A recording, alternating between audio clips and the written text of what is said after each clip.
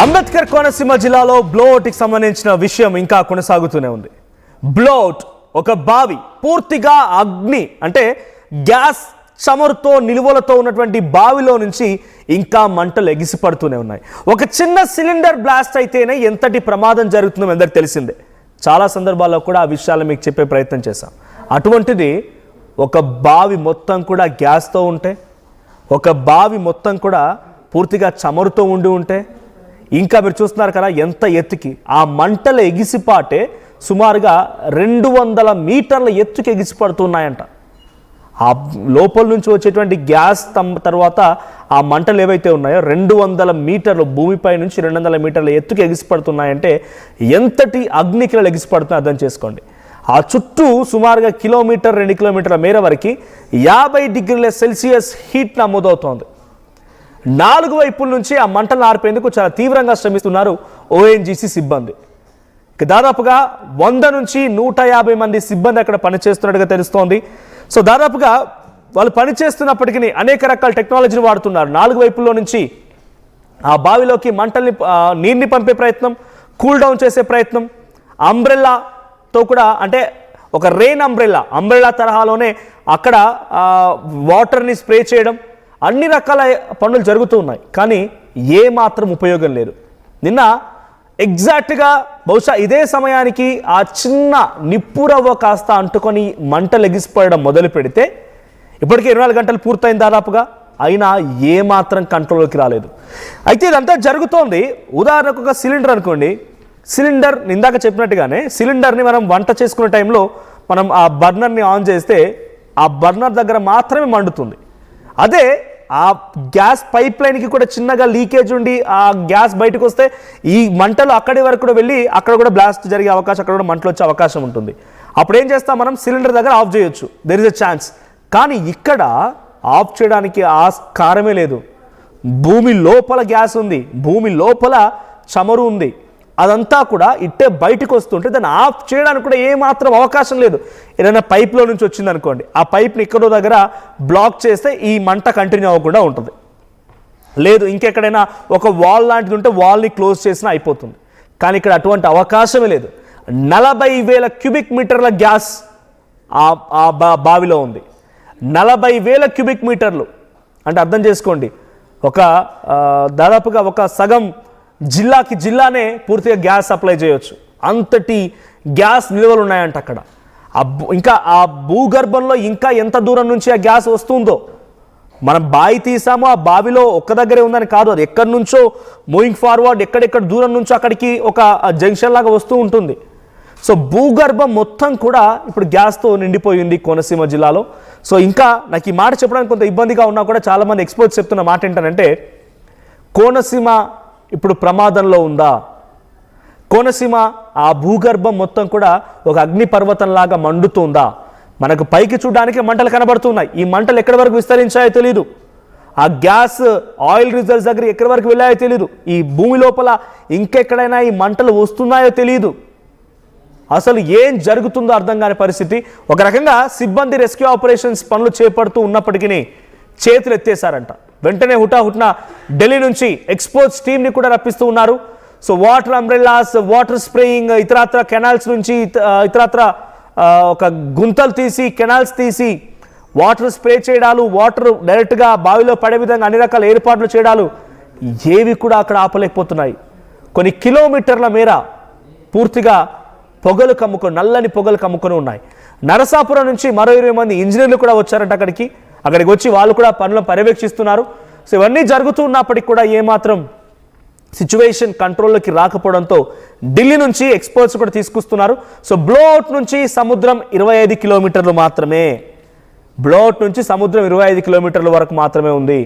So మరి ఇంకేదైనా విపత్కర పరిస్థితి ఉందా, అక్కడ ప్రమాదం ఇంకా పెరిగే అవకాశం ఉందా అని అంటే మాత్రం ప్రజెంట్ ఉన్న సిచ్యువేషన్లో కొంత ఎక్స్ట్రీమ్ అని తెలుస్తోంది, కొంత డేంజర్ సిచ్యువేషన్ అని మాత్రం అర్థమవుతోంది.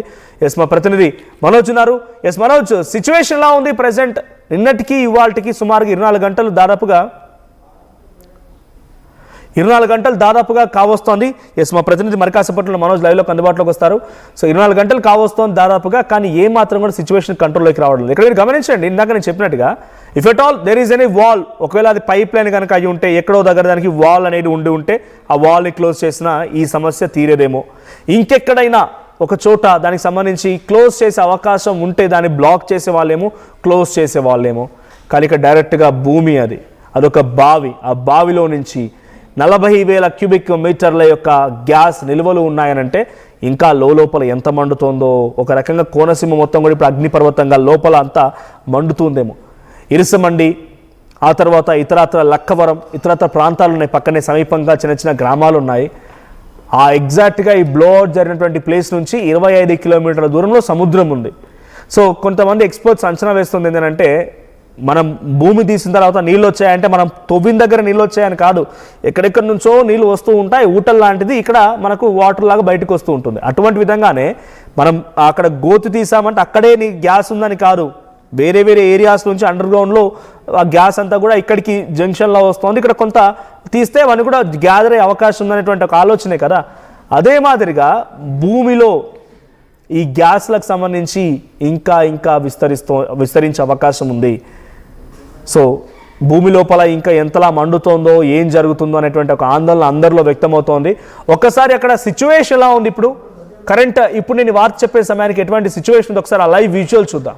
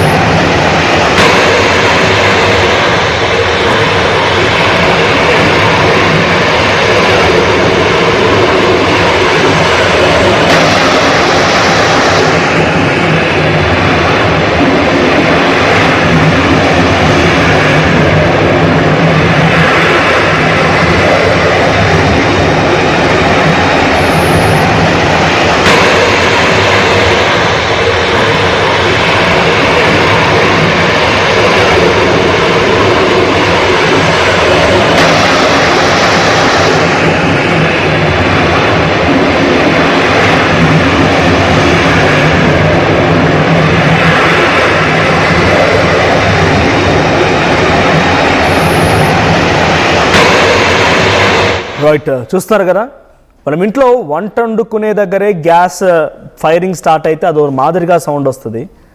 అటువంటిది అంత పెద్ద ఓఎన్జీసీ బావి గ్యాస్ లీక్ అవుతోంది, మంటలు వస్తున్నాయంటే ఎంతటి శబ్దాలు వస్తున్నాయి. లైవ్ విజువల్స్ మీరు ఎక్స్పీరియన్స్ చేయడం కోసం మాత్రమే మీకు చూపించడం జరిగింది. ఒకసారి మా ప్రతినిధి మనోజ్ దగ్గరికి వెళ్తారని, అక్కడ మనోజ్ లైవ్లో ఉన్నారు. మనోజ్, సిచ్యువేషన్ ఏంటి అక్కడ? ఎటువంటి ఎమర్జెన్సీ సిచ్యువేషన్ ఉంది? సో అక్కడ ఎటువంటి సహాయక చర్యలు కొనసాగుతున్నాయి? నిన్నటికి ఇవాళకి సుమారుగా 24 గంటలు గడవాల్సి వస్తుంది. సో ఏదైనా మార్పు ఉందా? ఏదైనా చిన్న చేంజెస్ ఉన్నాయా? దాదాపు నిన్న ఇదే సమయానికి బ్లో అవుట్ అనేది స్టార్ట్ అయింది. డీప్ ఇండస్ట్రీకి సంబంధించిన ఒక ప్రైవేట్ గ్యాస్ లిమిటెడ్ కంపెనీ వాళ్ళు ఇక్కడ ఓఎన్జీసీ నుంచి లీజుకు తీసుకున్నారు. ఇది తీసుకున్న అనంతరం గత 4 రోజుల నుంచి కూడా ఉత్పత్తిని ప్రారంభించేందుకైతే పనులు అయితే ప్రారంభిస్తున్నారు. ఈ నేపథ్యంలో నిన్న ఇదే టైంలో ఒక్కసారిగా గ్యాస్ లీకేజ్ అవడంతో ఈ దుర్ఘటన అయితే సంభవించింది. నిన్న ఇదే టైంలో ప్రారంభమైన ఈ మంటలు ఇప్పటికి కూడా అదుపులోకి రాలేదు. మన విజువల్స్ లో చూస్తున్న విధంగా పెద్ద ఎత్తున మంటలు అనేవి ఎక్కడికక్కడ గంటకు పెరుగుతున్నాయి తప్ప మంటలు అనేది ఉధృతి అనేది ఎక్కడ తగ్గుముఖం పట్టట్లేదని చెప్పాలి. ప్రధానంగా చూసుకుంటే మనకి ఇది రాజోల్ నియోజకవర్గంలోని ఇరుసుమండతో పాటు లక్కవరం గ్రామం సరిహద్దులో ఉన్న పంట పొలాల మధ్యలో ఉన్న ఓఎన్జీసీ బావి ఇది. అయితే 1994 ప్రాంతంలో ఓఎన్జీసీ దీంట్లో నిక్షేపాలను మొదలుపెట్టింది. అయితే కొన్ని ఏళ్ల అనంతరం దీనికి సంబంధించి నిక్షేపాలు దీంట్లో లేవని ఓఎన్జీసీ చెప్పడంతో గత కొన్ని సంవత్సరాల క్రితమే ఓఎన్జీసీ డీప్ ఇండస్ట్రియల్ లిమిటెడ్ అని ఒక ప్రైవేట్ గ్యాస్ ఏజెన్సీ సంస్థకైతే దీన్ని లీజ్కి ఇచ్చింది. అయితే గత కొన్ని సంవత్సరాలుగా కూడా ఇక్కడ పనులు అనేవి జరుగుతున్నాయి. అనంతరం ఇక్కడ ప్రధానంగా చూసుకుంటే గత 4 రోజులుగా పెద్ద ఎత్తున అయితే డీప్ ఇండస్ట్రీకి సంబంధించి గ్యాస్ లిమిటెడ్ వాళ్ళు ఇక్కడ పనులు అనేవి ప్రారంభించారు. అయితే నిన్న ఇదే సమయంలో ఏదైతే ఉత్పత్తి ప్రారంభించేందుకు ఒక వీరు బాంబు లాంటిది కూడా వేసినట్లయితే సమాచారం. అయితే గ్యాస్ లీకేజ్ సమయంలో ఒకవేళ వారు బాంబు అనేది ఉపయోగించకపోతే పెద్ద ఎత్తున గ్యాస్ చుట్టుపక్కల ప్రాంతాలకు విస్తరించి మరింత మంటలు చుట్టుపక్కల ప్రాంతాలకు విస్తరిస్తాయి. కాబట్టి ఓఎన్జీసీ ఏదైతే డీప్ ఇండస్ట్రీస్ సంబంధించి వారు ఈ విధంగా విస్ఫోటనం చెందించి ఈ విధంగా మంటలను ఏర్పాటు చేయడం వల్లే ఇదంతా పెద్ద ఎత్తున బ్లోఅవుట్ అనేది ఉధృతం కాలేదనేది ఇక్కడ దీనికి సంబంధించిన అధికారులు. మనోజ్, అసలు అక్కడ నిప్పులు ఎలా వచ్చాయి? అంటే చాలా కేర్ఫుల్ గా ఉంటారు, ప్రతిదీ కూడా 1-2 సార్లు ఆలోచించి ఇన్వెస్టిగేట్ చేసిన తర్వాత స్టెప్ ఫార్వర్డ్ చేస్తూ ఉంటారు. అసలు అక్కడ మంటలు రావడం గల కారణం ఏంటి? అంటే ప్రధానంగా ఇది గత కొన్ని రోజులుగా మూతపడిపోయిన బావి కాబట్టి దీన్ని మరొకసారి ప్రొడక్షన్ అందుబాటులోకి తెచ్చేందుకు ఈ deep industrial private limited gas కంపెనీకి సంబంధించి గత కొన్ని రోజులు ఇక్కడ వర్క్ చేస్తుంది. అయితే గత 4 రోజులుగా ఇక్కడ వర్క్ చేస్తున్నప్పటికీ ఇక్కడ లోకల్ గా ఉన్న ఫైర్ అంబులెన్స్ కానీ ఎవరికి సమాచారం అందించలేదు. అయితే దీనికి సంబంధించి ఒక్కసారిగా వారు పనులు చేస్తున్న క్రమంలో ఒక్కసారిగా గ్యాస్ అనేది ఒక్కసారిగా బయటికి రావడంతో వారు దీన్ని అక్కడ విస్ఫోటనం చెందించారు. అంటే ఈ గ్యాస్ అనేది ఒక్కసారిగా ఇతర ప్రాంతాలకు వెళ్తే దాదాపు నగరంలో ఏ విధంగా అయితే జరిగిందో బ్లోఅవుట్ ఆ విధంగా జరిగి ఉండేది. అంటే గ్యాస్ అనేది ఈ చుట్టుపక్కల ప్రాంతాల్లో ఈ చుట్టుపక్కల గ్రామాల్లో విస్తరించేస్తుంది. అంటే సాధారణంగా మనం ఇళ్లలో ఏదైతే గ్యాస్ కి సంబంధించి ఎంత భద్రతలు తీసుకుంటా ఒకవేళ ఇంట్లో గ్యాస్ లీక్ అయినప్పుడు కరెంట్ స్విచ్ కూడా ఆన్ చేయొద్దు అంటారు. అలాంటిదే ఇక్కడ కూడా జరిగింది. ఎందుకంటే ఇక్కడ గ్యాస్ లీక్ అవుతున్న సమయంలో పెద్ద ఎత్తున గ్యాస్ అనేది కంట్రోల్ చేయకపోతే చుట్టుపక్కల ప్రాంతాలకు గ్యాస్ విస్తరించి పెను ప్రమాదం ఎక్కువ వచ్చేది. కాబట్టి వీళ్ళు ఏం చేస్తారంటే డీప్ ఇండస్ట్రీస్ వాళ్ళు ఇక్కడ దీనికి నిప్పు పెట్టడంతో ఈ బ్లోఅవుట్ అనేది స్టార్ట్ అయింది. దీనికి సంబంధించి నిన్నటి నుంచి మొదలైన ఈ బ్లోఅవుట్ అనేది ఇప్పటికీ ఈ విధంగానే కొనసాగుతుంది. ఒక విధంగా దానికి సంబంధించి వాళ్ళు ఈ గ్యాస్ కు మంట పెట్టడం వల్ల పెద్ద పెను ప్రమాదం తప్పిందని అయితే అధికారులు చెప్తున్నారు. నిన్నటి నుంచి ఇప్పటివరకు ఈ విధంగానే ఈ మంటల ఉధృతి ఉండడంతో చుట్టుపక్కల దాదాపు 1000 కొబ్బరి చెట్లపై మన విజువల్స్ లో చూడొచ్చు. కొబ్బరి చెట్లు, కోనసీమ అంటే కొబ్బరి చెట్లు ప్రసిద్ధి. మన విజువల్స్ లో చూస్తున్న విధంగా కొబ్బరి చెట్లు అన్ని కూడా ఆ విధంగా ఎండిపోయి మాడిపోయిన పరిస్థితి నెలకొంది. అంతేకాకుండా అంటే మనోజ్, అక్కడ జరిగినటువంటి గ్యాస్ లీక్ తో మీరు అంటున్నట్టుగా చాలా పెద్ద ప్రమాదం తప్పింది అంటున్నారు. ఒకవేళ గ్యాస్ కనుక డైరెక్ట్ గా ఆ ఇళ్ళలోకి చొచ్చి లేకపోతే ఆ ఎయిర్ లో కలిసి ఉంటే కనుక ఇంకా పెద్ద ప్రమాదం జరిగి ఉండేది అఫ్ కోర్స్. బట్ అక్కడ లీక్ అవడానికి కారణం ఏంటి? ఎందుకు లీక్ అయింది? అంటే ప్రికాషనరీ మెసేజ్ తీసుకోకపోవడమే కారణం లీక్ అయిందా? ఇంకేదైనా ప్రాపర్ ఇన్వెస్టిగేషన్ లేదనా? లేకుంటే చాలా రోజుల పాటుగా అది మరుగున పడిపోయింది, తర్వాత మళ్ళీ రిట్రైవ్ చేస్తున్నారు కాబట్టి ఏదైనా అవుట్ బర్స్ట్ అయిపోయి అలా లీక్ అయిందా? అసలు లీకేజ్కి కారణం ఏంటి?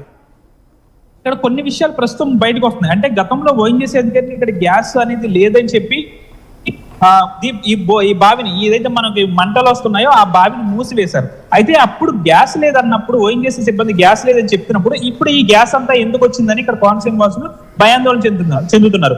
గ్యాస్ లేనప్పుడు ఈ విధంగా ఎందుకు వచ్చిందంటారు. అయితే 4 రోజులుగా కూడా వీరు మరొకసారి ప్రొడక్షన్ తీసుకొచ్చేందుకు నిన్న వీరు పనులు చేస్తున్నప్పుడు అంటే ప్రత్యక్ష సాక్షులు అంటే మనం పంట పొలాల దగ్గర ఉన్నాం. సాధారణంగా ఈ టైంలో పంట పొలాల వద్ద నారుమళ్ళ వేసుకుంటారు.